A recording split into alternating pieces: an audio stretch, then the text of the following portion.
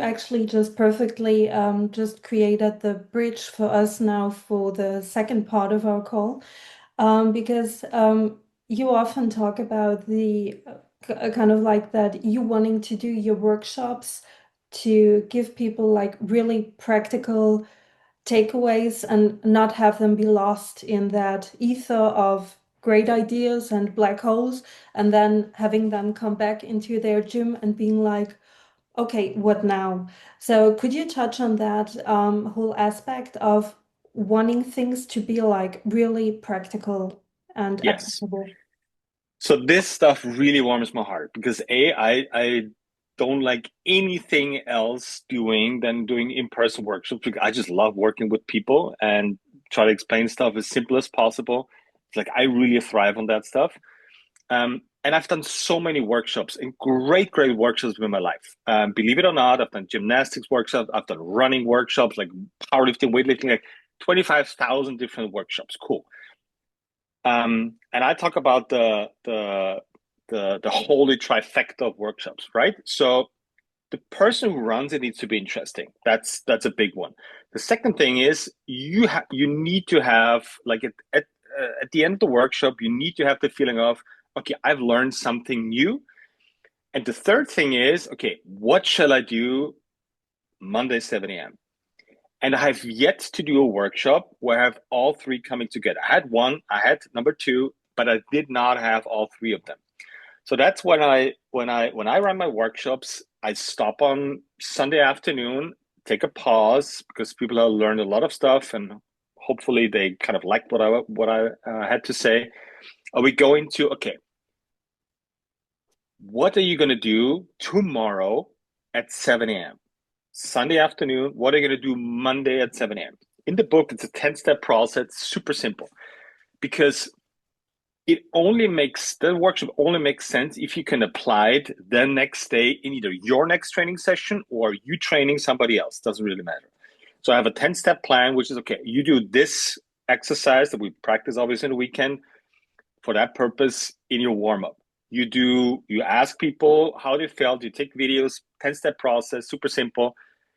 And the effects of it will be amazing, right? The cool part is you don't have to change anything about your own programming or your gym's programming. It's just you're going to add one or two things in there, know why you're doing it. I usually go for the twisting pull-ups to make it more concrete and for the neutral pelvis rollouts. People are used to jumping pull-ups, they know kind of what they is, so you're only going to add like the twisting portion of it with rings obviously, and people know rollouts and you're just going to emphasize on what to do to keep the neutral pelvis intact and get the glute max on. So incorporate those two things and then run them through a feedback loop so people get curious about it. You post those videos in your gym groups.